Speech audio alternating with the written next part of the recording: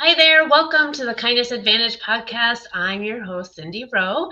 This is the podcast where we talk in 10 minutes or less on how to bring kindness into your work and your life in small ways. But guess what? I have a special guest with me today. So you are going to be in for a treat. Thank you so much for joining me, Sarah. I am so excited to have you as a guest. Thank you for having me. I'm excited for our conversation too. It's always good to talk about kindness. Yes, absolutely. And Sarah is over in the UK. She owns a company called A Time for Kindness, right? Time for Kindness.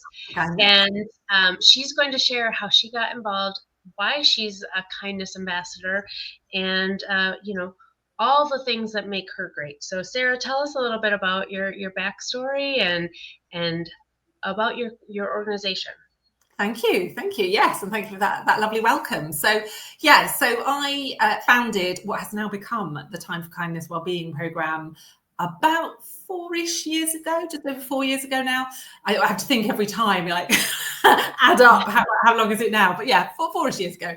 And it came about because I am a communications professional by training. So for a long time now, I have worked as a freelance communications consultant, and I'd always specialised in working with not-for-profit organisations. So I think non-profit, I think is the terminology where you are. But yeah, charities, universities, some local government, that kind of thing.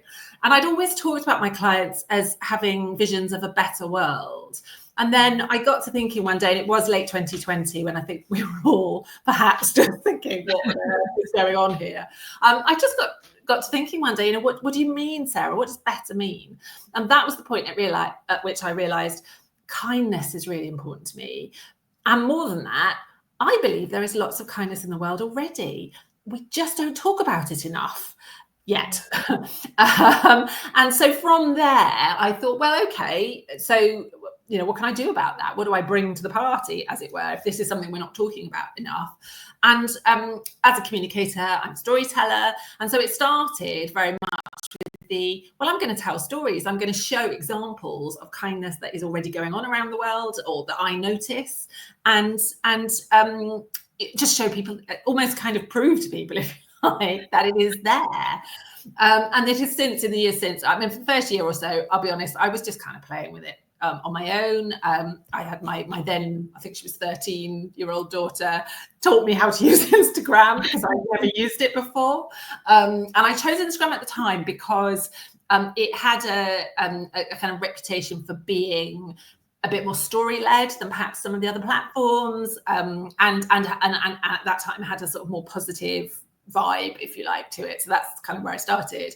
And since then it has grown, because what became apparent, so about a year or so after I had first started, I was sharing these stories, and I was telling people, as a professional, I'm on LinkedIn, so I was mentioning it on LinkedIn, so people were getting to know what I was doing.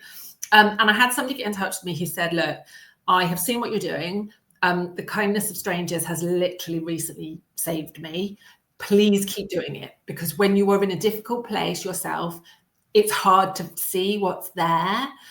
And so that was the point. I thought, yeah, I've got to take this a bit more seriously, as it were. This is really important. This is literally changing. And I've had other people since, not quite that story, but people who have told me this is changing my life, or this has changed the way I look at the world. And that just gladdens my heart, because that's what I want to do. I think it's probably is important to just say, I'm not talking about toxic positivity. So I'm not denying, clearly there's some horrible stuff that's going on near and far from home. And what I'm saying is, that's not the only story, but that's often the thing we hear about, is all the bad stuff, all the negative stuff. And I'm saying we need to rebalance that story we have about the world and about ourselves, because there is lots of kindness. There are lots of examples. I now, with Time for Kindness, we share at least one example of kindness every single day. And I'm not making any of it up, it's all there, it's all happening. They're often, and I kind of encourage fairly small examples in the grand scheme of things. And we can talk a little bit more about what that looks like. But all of them are examples of things that people have seen happen, that they've seen as a kindness. They may have experienced it themselves, they may just have witnessed it, but it's something. And the reason I think it's so important is because it makes us feel better. Yeah. I was finding that people, as I said, people were finding out what I was doing. They were responding really positively. And at first I was saying, oh, thank you very much, thank you very much. And then I thought, well, perhaps I better dig into this a bit more and find out, what is it that they're really responding to? And the words that kept coming up were people said, it makes me feel more positive and it gives me hope. And in a world that doesn't always give us that. And it was kind of those aspects that I really have honed in on. Yeah, actually, that's what I wanted. That's the change in the world I want to see. Is I want people to feel more positive. I want people to feel more hopeful. Because when we feel like that, we can do amazing things. Yeah. And we do so many great things. And so the program now has also broadened out. So I share stories. I also, what became apparent to me was that whilst it comes relatively easily to me to notice kindness in the world around me, we've had a difficult 4 years, haven't we? One way and another. So I find it hard some days as well. But there are people for whom it doesn't come as naturally anyway. And so I've started giving talks and doing workshops and things to teach people habits that they can sort of build into their lives. And I also have a kindness ambassadors, a voluntary kindness ambassadors thing that people can sign up to, which was really just about saying, yes, I'm going to notice kindness and I'm going to talk about it.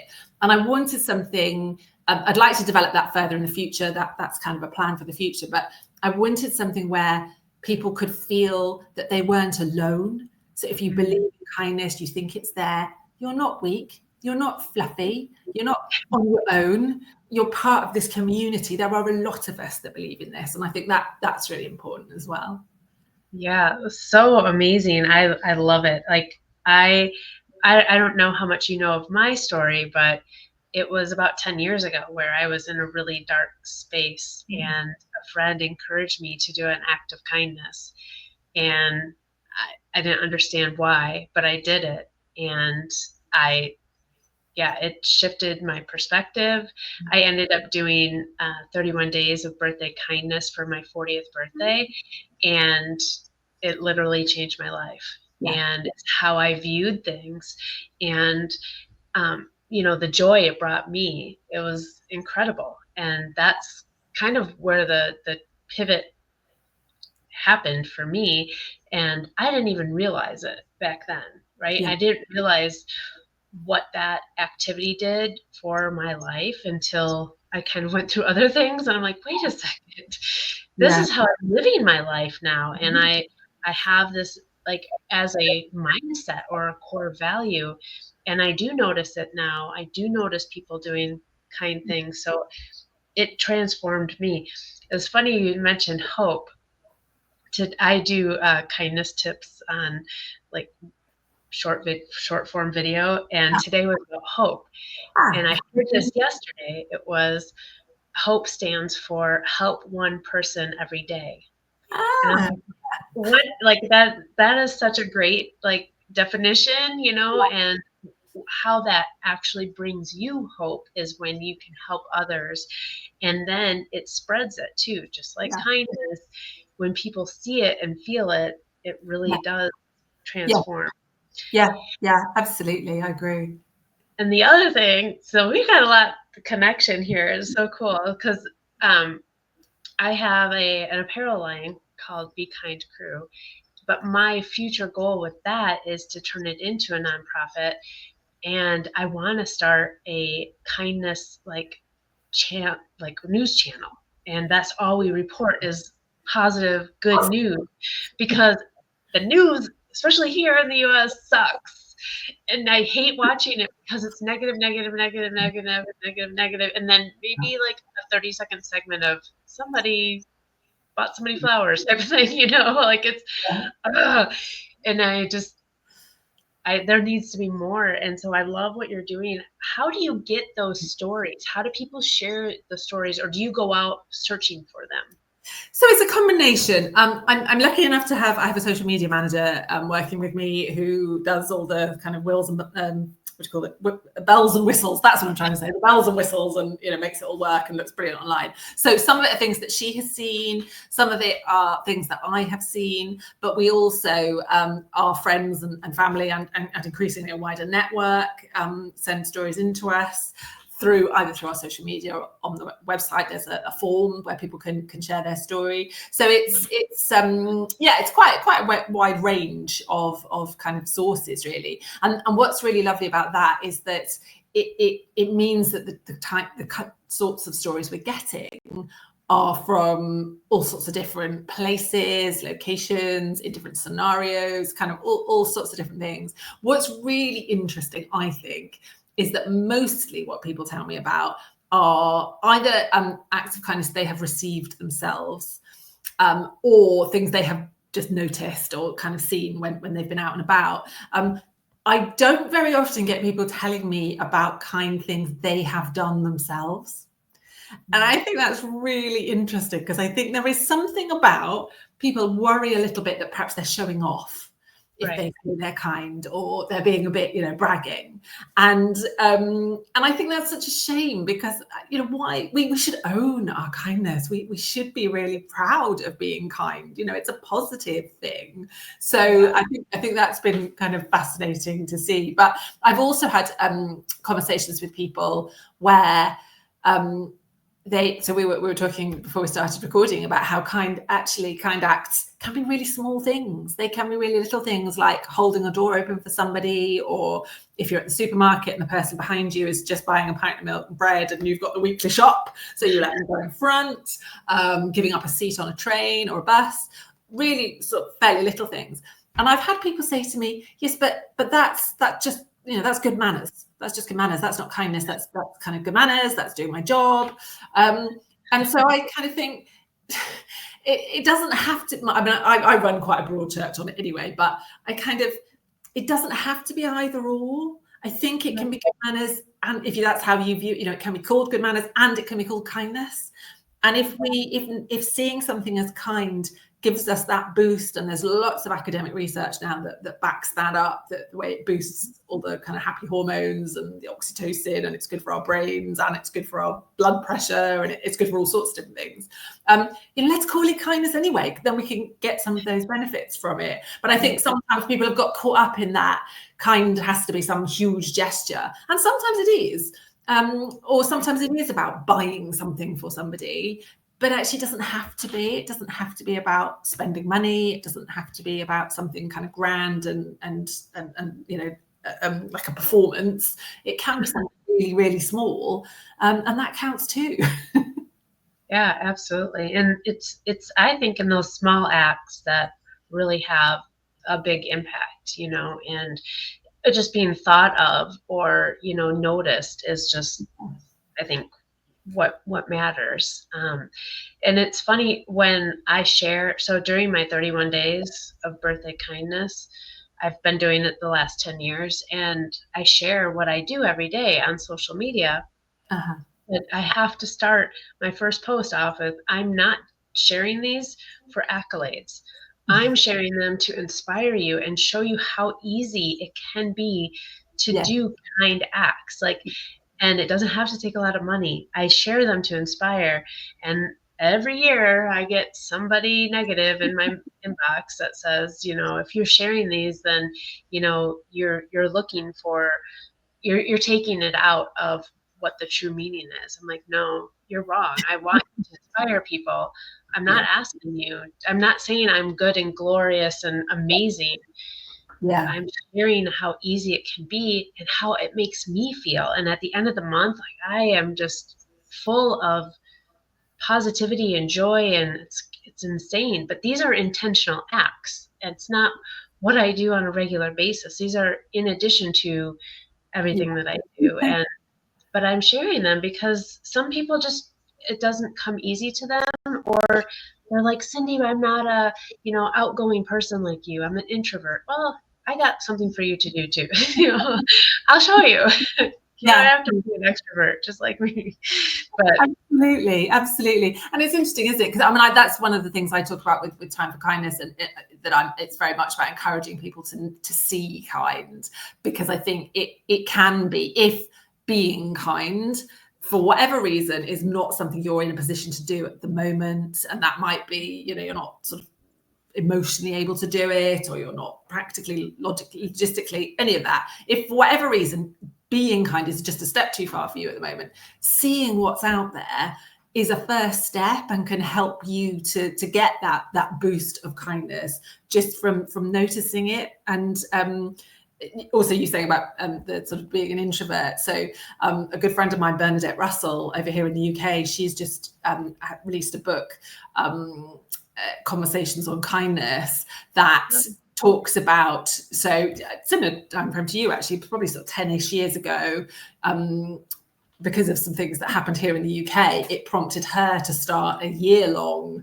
and go to do something kind every day.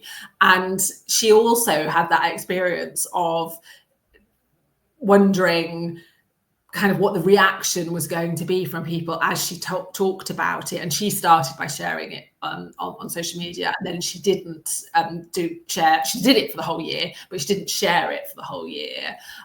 But she is an introvert. She would describe herself as an introvert, and she said that was one of the things. And it's a brilliant bit at the start of the book, actually, where she talks about how she sort of set it up for herself and how she became sort of able to do it as an introvert. And in actual fact, what she found was because she had a reason to talk to strangers, actually that helped with the introversion, as it were, because there was a reason to it. It wasn't just making conversation. But I think it's important for everybody to find the way that works for them, isn't it? And what works for your personality and your life and your circumstances and all of the rest of it. Right. So what kind of tips do you share for people to start noticing and recognizing kindness around them? So, I mean, the first one is, and it's something we've touched on already, around making that conscious choice and that conscious decision to look around you, see what's happening, and also to kind of have that conscious thinking about, how am I interpreting this situation? Is there a different way I could look at this? And the example I give to illustrate that, very early on, when I set up for Time for Kindness, a friend of mine sent in a story where she'd been at a shopping mall and only one set of doors was working. And there was an older lady trying to come out with like a little walker thing, and people were streaming in, and she couldn't get out. And then my friend stopped, and the lady could come through and carry on her way. And it would be really easy to say, oh, well, of course, no one stops today. Of course, everyone streamed in. That's just how people are. Right. But somebody did. So there was kindness there. And let's put our focus on the positive, on the person who did, rather than focus on all the people who didn't stop. And so that's one of them. I say, yeah, make that conscious decision and just try it, for a week or two, see what you notice, try and notice an act of kindness every single day. And it's a bit like, I'm not a driver myself, but people who do drive tell me that if you decide you're going to buy a red car, suddenly you see red cars everywhere. And it's the same. I promise you, once you start noticing it, you start seeing it, you will see it everywhere, and you will see it in those small interactions and those smaller things. So yeah, that's a really good sort of place to start. Another one that I talk about is being kind to yourself, because self-kindness is also a thing. and actually it's much easier to see kindness in others and see it elsewhere if you're experiencing it yourself. And that will look very different for different people. For some people it will be reading a good book, having a bubble bath, doing something like that. For others it will be trying to get that little negative voice in your head to be quiet, ignore it, not let it dictate what you do in your life, or spend time with the people you love, spend less time with people who don't make you feel good. There's a whole range of what that might look like. But again, finding what is right for you so that you're experiencing kindness yourself, that's really important. Yeah, that's so good. And I learned self-kindness through a lot of difficult times, right? Self-kindness to myself, I was almost forced to, and I'm like, wait, there's a lot to take away from this. Instead of viewing rest as laziness, it's rejuvenation. I need it.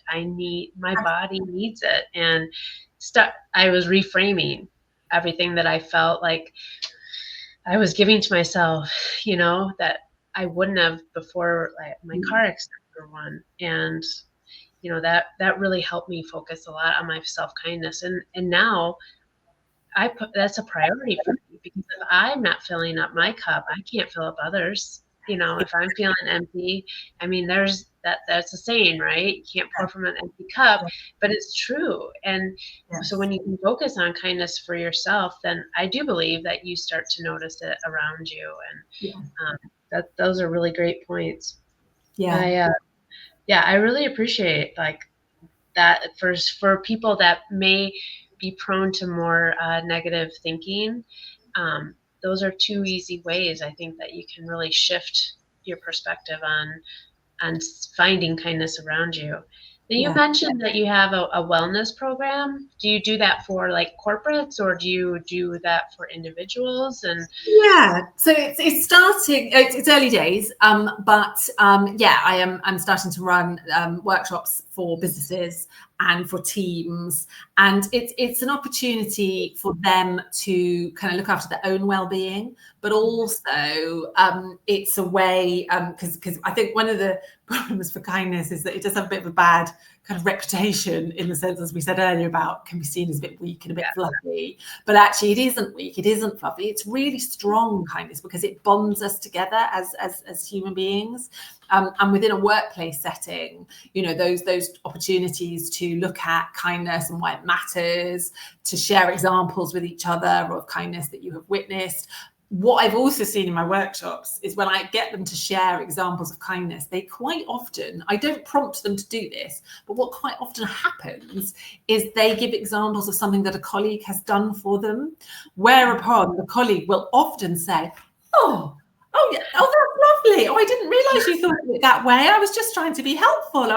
And so you get those kind of conversations, and they often will say to me afterwards, you don't always get that opportunity in a workplace setting to have a more positive conversation.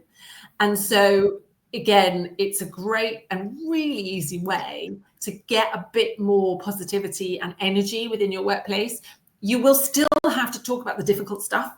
You will still have to talk about the budget challenges, the operational stuff, the people who aren't performing. All of that will still be there, but it just gives you a more connected, more positive kind of base to work from. And there was a study, I think it was the Harvard Business Review, did a study that found that businesses that have kind workplace cultures that recognize and value kindness, the leaders and managers in those organizations find it easier to have difficult conversations. And they will have to have them if you're a leader or you're a manager at some point, these things. But they find it easier because they have built up trust as well in that kind culture. And so you can kind of get through the difficult stuff together more easily. So it's been really interesting to see some of that start to play out in the workshops that I run. I also give talks. So again, kind of around the same topic, but I'm a couple of weeks' time, I'm the keynote at a conference where actually the topic of the rest of the conference is it's kind of professional services, fairly sort of, I mean, their world, they love it, but it's not always it needs a bit of energy to start the day. And so I'm talking to them about kindness and why it matters, and why it's important, and why it is all around us. Look. Yeah, so that's awesome. Yeah, I like the idea that you're working with the organizations to help them, build a platform to grow from. When I speak about kindness and to the leadership, the first thing their thought is, it's soft, it's weak, I'm a pushover. And I'm like, no, that's nice. That's a nice leader. Kindness takes strength and courage. Absolutely. You have to have those difficult conversations. You can't sugarcoat things. You have to have those brave conversations, and if you want to be that strong, kind leader. And that's what the workplaces that, and obviously the new upcoming generation, they expect that. They don't want to be told what to do, and driven home and yelled at, right? Like that's my dad's thinking. Yelled at is like how you motivate people. That's not how you motivate people. But building that trust and connection, I think that's wonderful, and I'm glad that you're doing that. I'm a huge advocate for kindness in the workplace. That's all I talk about, and it's so important. And you're right, it doesn't take away all their other struggles, but it sure gives a great base of and a foundation of how you can be connected. I mean, all those studies show that it helps engagement, retention, their mental health. And so when you can focus on that, and it is up to the individual, like the company can have all they want, but it's really individual drive, right? That you decide. But this has been a wonderful conversation. I'm really excited. We finally got to connect and share a little bit of how kindness is so important, and it is all around us. We shouldn't have to look very far. Absolutely. I promise when you start looking, it's there and you'll notice it everywhere. Yeah. So I don't know if you read Mel Robbins' books at all, but she had posted or put one of her books that she wants you to look for a heart every day. Yeah. Because when you do, you'll start seeing them everywhere. So I love how you reference, just start trying to find kindness every day, and you will notice how much it is around you. Yeah. And it's how you view it. And I like that too. It's how you actually view it. What's your take on that? And can it be viewed as kindness? And most likely it is. And because there's a choice, right? That lady that helped the other elderly woman, that was a choice she made. All those other people didn't make that choice to be kind, Yeah. So actually, we don't know what was going on for them either. That's the other thing. I think it can be neutral. Actually, it doesn't have to be either kind or unkind. It could just be neutral. It could just be that, I don't know, they were late for an appointment or something and they didn't have time to stop, or they were going through goodness knows what themselves and just didn't see the woman, or they might have been unkind and thought, blow this, I'm going through first. We just don't know. So actually, if our thoughts affect us, that's what we do have the choice and control over. So we can kind of look at things differently. And like I've said right at the beginning, it's not about toxic positivity. We have to accept that there is some very unkind stuff going on as well. But let's put all our attention and focus there. Let's kind of spread it and rebalance that focus, because it's better for us, and it's better for us individually, but it's also better for us collectively as well. Yeah. That's wonderful. What a great way to end. Thank you so much, Sarah. I know you have a website, timeforkindness.co.uk, right? Yeah, that's right. I can find you on Instagram and LinkedIn, and I will put all of that in the show notes so people can find you quickly. But is there any other parting words you'd like to have, Sarah? I think it just remember that kind of when you see kind, you feel better. And when you feel better, you perform better, whatever that performance means in your context. But yeah, it kind of is all around us. So go out, find it, enjoy noticing it. And if you want to share it with someone, please let me know as well, because I can put it on my Time for Kindness socials and website. Wonderful. Yes. Share your kind of stories. I'm trying to gather kind of stories as well. So share them with both of us. We want to know. But thank you again, Sarah. I so appreciate your time. And remember, everybody, together we can create waves of change through kindness. We'll chat soon. Thanks for having me.